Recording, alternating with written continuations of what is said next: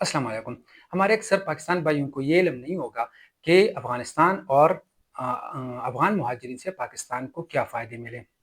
आज के हमारे वीडियो का मौज़ू भी यही है कि अफ़गानिस्तान और अफ़गान मुहाजिरीन से पाकिस्तान को क्या फ़ायदे मिले।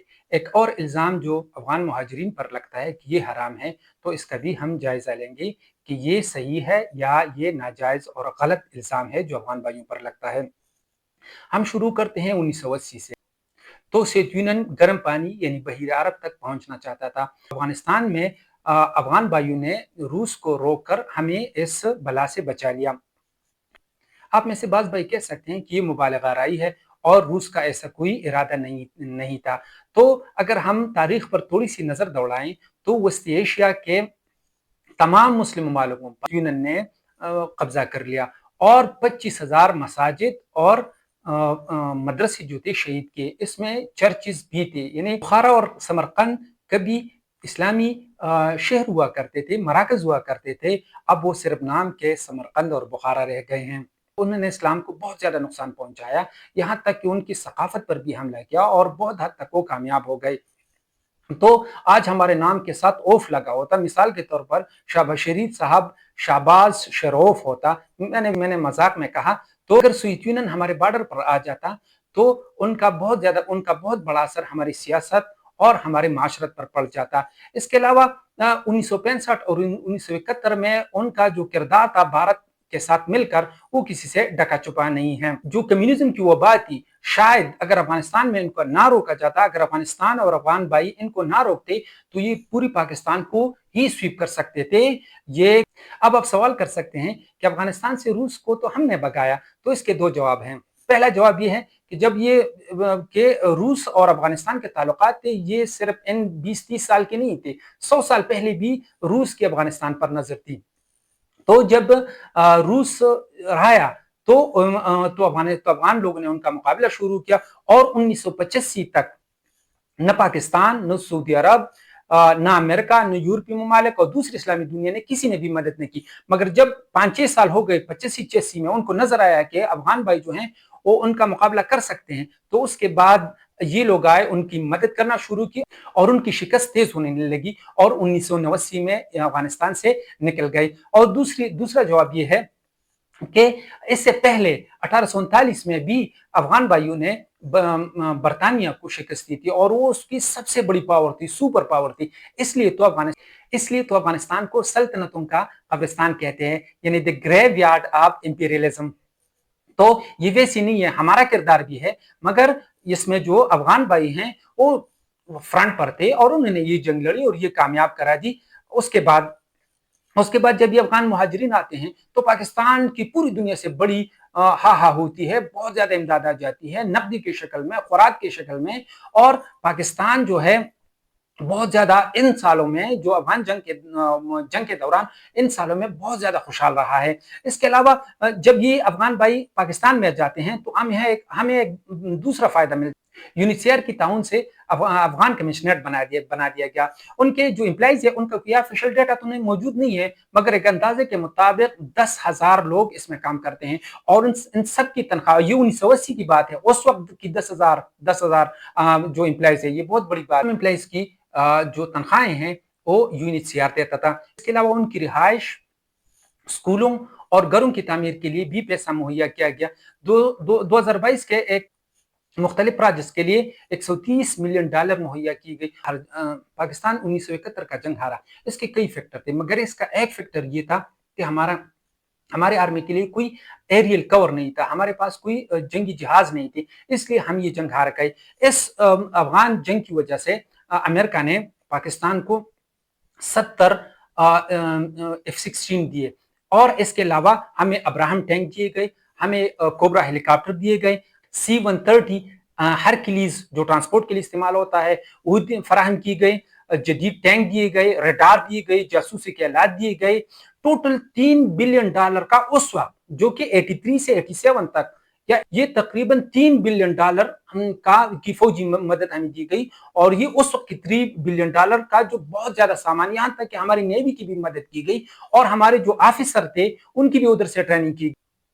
हमारी स्टेब्लिशमेंट का ताल्लुक और उनकी स्टेब्लिशमेंट का ताल्लुक जो उस वक्त बना था वो आज तक बना है और ये कभी टूटा नहीं है। हुकूमतों के दरमियान कुछ आगे पीछे हो जाता है, मगर जो संकाम है उनका और पाकिस्तान या ईसाई का और आर्मी का उनका जो ताल्लुक है वो किसी से ढका छुपा नहीं है। यहां तक कि इन 1 महीने में 2 महीनों में पाकिस्तान के जो आर्मी चीफ है 2 दफा अमेरिका गए और यहां तक कि अमेरिका के साइल से अभी उन्होंने इंडिया को धमकी दी कि अगर आपने कुछ इधर उधर किया तो हम आधी दुनिया अपने साथ डबो देंगे। ये क्यों हुआ? ये सिलसिला जो है जो कि अफगान वार से शुरू हुआ था, ये अभी तक वो सिलसिला चलता रहा है। एक और बहुत बड़ा फायदा जो अफगानिस्तान और अफगान भाइयों की वजह से हमें पहुंचा वो है हमारा एटमी प्रोग्राम। हमारा एटमी प्रोग्राम कभी पूरा ना होता अगर अफगानिस्तान वार ना होता।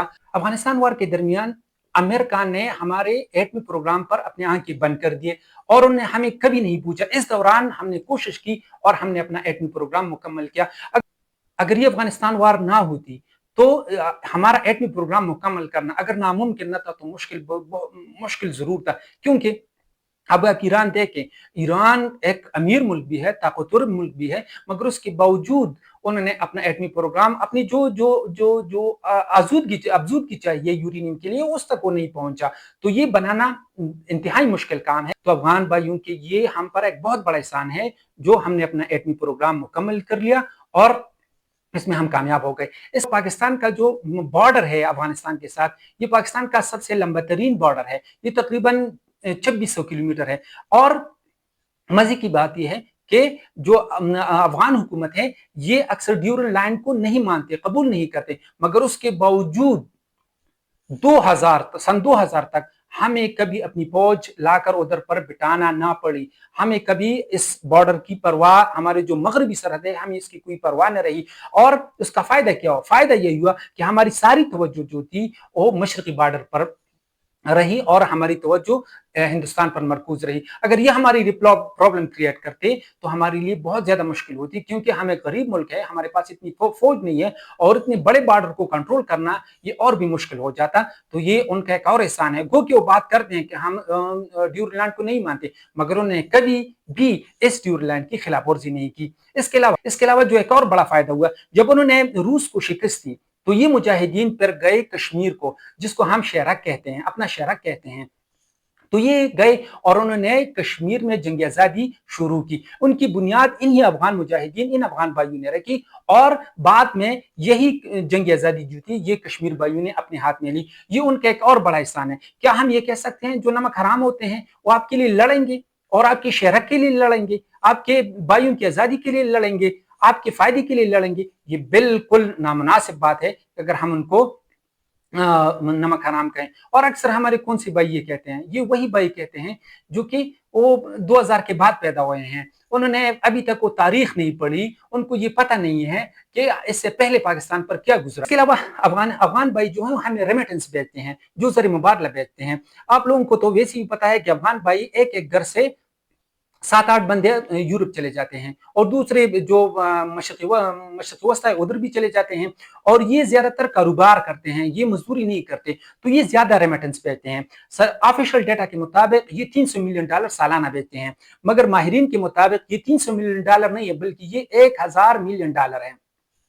तो ये उनका एक और फायदा है। और अफगानिस्तान की जो कुल रेमिटेंस है, अफगानिस्तान जो रियासत है उस साइड पे मगरब पर, तो जहां तालिबान की हुकूमत है वहां पर ये $800-900 मिलियन भेजते हैं और हमारे यहाँ तकरीबन $1000 मिलियन भेजते हैं। और हमारे पास फॉरेन रिजर्व की अक्सर कमी रहती है क्योंकि बड़ा मुल्क है, ज्यादा जरूरत होती है, मगर इनमें भी अफगान भाइयों की एक मदद है। इसके अलावा जो कालीन साजी है, कालीन बाफी है, इसमें उनका भी एक बहुत बड़ा रोल है। ट्रांसपोर्ट में उनकी सरमायाकारी है। और दूसरे जो हैं तकरीबन 500-600 ऐसे सरमायाकार अफगानिस्तान के हैं जिन्होंने बिलियन अरबीज उन्होंने इन्वेस्ट किए हैं और वो ये कारोबार कर रहे हैं, तो जो हमारी मईशत को एक सहारा दे रहे हैं। अब इस वीडियो के आखिरी सेगमेंट की तरफ आते हैं और यह क्या वाकई अफगान भाई जो हैं, अफगान मुहाजिरीन जो है नमक हराम है? 1980 के दहाई में जब ये लोग इधर आ गए तो इनकी बड़ी कदर इज्जत थी, उनके लिए पूरा पाकिस्तान खोल दिया गया। ये हर शहर में जा सकते थे, हर जगह जा सकते थे और यहाँ तक कि अगर कोई बंदा पुलिस के पास जाके किसी पर पाकिस्तानी पर रिपोर्ट भी कर लेता तो पुलिस उन पर बहुत जल्दी एक्शन ले लेते थे। इनकी इतनी कदर इज्जत थी। मगर उसके बाद जब 2001 में तालिबान की हुकूमत चली जाती है, तो उस वक्त कौन अंदर दाखिल होता है? इंडिया अंदर दाखिल हो जाता है। और इंडिया पहले उनके माइंड को जीत जाता है। किस तरीके से जीत जाता है? वो उनके पार्लियामेंट की कंस्ट्रक्शन करता है, जो कि $1 मिलियन उस पर खर्च आता है। उसके अलावा उनको 1000 जो है बसें दी जाती हैं, जो कि काम अफगानी अपनी आंखों से देख सकता है। उसके बाद सलमा डैम, उसके बाद शातूत डैम, इसके अलावा उन्होंने और बहुत ज्यादा इन्वेस्टमेंट उन्होंने की और उनके दिलो दिमाग को जीतने की कोशिश की। फिर उन्होंंने सोशल मीडिया पर पाकिस्तान और अफगानिस्तान के ताल्लुकात को खराब करने और इन दोनों लोगों के दरमियान और हुकूमतों के दरमियान नफरत बोने के लिए उन्होंने एक सोशल मीडिया हायर की। यहां तक कि 1000 अकाउंट जो है, ये इंटरनेशनल मीडिया की रिपोर्ट है, 1000 अकाउंट फेक बना दिए गए और ये एआई से चलते थे, यानी आर्टिफिशियल इंटेलिजेंस से चलते थे। और मैंने खुद ऐसे अकाउंट्स देखे हैं जहां पर आप सल्लल्लाहु अलैहि वसल्लम की शान में गुस्ताखी की गई थी।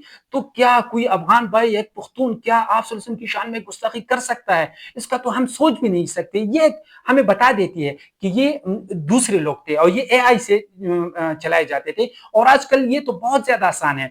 इस पर फिर इस जल्दी पर तेल का काम कुछ अफगान भाइयों ने भी किया, कुछ इधर से, और ज्यादातर जो थे वो फॉरेन में थे। वो अपने कुछ चंद रुपयों को कमाने के लिए वो भी इस किस्म इस तहरीक में, इस फ्लो में वो शामिल हो गए और उन्होंने भी इस नफरतों को फैलाने में जो ये लेबल था नमक हरामी का, इनको लगाने में अपना अपना हिस्सा डाल दिया। मगर वो भाई जिन्होंने हमें इतने फायदे दिए, क्या उसको हम नमक हराम कह सकते हैं? तो अफगान अफगान भाई तो हमारे लिए that is called in English blessing in disguise थे। उन्होंने तो हमें बहुत ज्यादा फायदे पहुंचे हैं। अब आखिरी बात मैं कहना चाहता हूं कि शायद अगर ये भाई यहाँ से चले जाएं, और हुकूमत चाहती भी है मेरी मालूमात के मुताबिक कि वो हर हालत में यहाँ से चले जाएं, तो मेरी अपनी जो पाकिस्तानी भाई हैं उनसे रिक्वेस्ट है कि आप ऐसी पोस्ट न करें, आप ऐसी वीडियो न बनाएं, आप ऐसी वीडियो अपलोड न करें जिससे उनकी दिल शिकनी हो, उनकी दिल हजारी हो। यहाँ पर उन्होंने बचपन गुजारा है, और जहाँ पर बचपन गुजारा जाता है वो घर, वो महल्ले, वो सीढ़ियाँ, वो बाजार, वो शहर बहुत प्यारे लगते हैं। तो इन लोगों को अगर वो जाती भी हैं तो उनको प्यारे यादों के साथ जाने दीजिए। ऐसा ना हो कि हम उनको इन बुरे नामों से याद करें, बुरे अलकाबात से याद करें, उनको गोगो अफगानी कह दे। तो इससे क्या होगा? उन्होंने इधर 45-50 साल गुजारे हैं, तो अब चंद चंद अच्छी यादों को उनके साथ रहने दें और ये हम याद करेंगे। ये लोग ये हमसे प्यार करेंगे और ये कहेंगे, ये तकरीबन तीसरी नस्ल है उनकी, 2 नस्ल तो पैदा हुई है, तीसरी पहली नस्ल आई थी और 2 नस्ल इधर पैदा हो गए, तो ये हमसे प्यार करेंगे। और दूसरा ये है कि हमारे आने वाली नस्लें जो हैं हम इकट्ठा रहेंगे। और ये जो पुश्तो में कहते हैं बदतर बूर पर बदजे की पकार रहे, ये हमारे भाई हैं। जब भी मुश्किल आएगी इंशाअल्लाह ताला, अगर इस्लाम पर हो, पाकिस्तान पर, ये हमारे साथ खड़े होंगे। आज भाइयों में तू में वगैरह कुछ आ जाती है, वो बन जाती है, हो जाती है, मगर आखिर में भाई भाई होता है और भाई ही तुम्हारे पूछेगा। ये तो हम पुख्तून हैं, हम इस बात को अच्छी तरह समझ सकते हैं। मैंने अपनी तरफ से एक काविश की, उम्मीद है आपको पसंद आई होगी। अगर आपको वीडियो पसंद आए तो प्लीज़ आप सब्सक्राइब करें और बेल आइकन को भी दबाएं और साथ में कमेंट भी करें। Thank you very much. अल्लाह हाफिज़।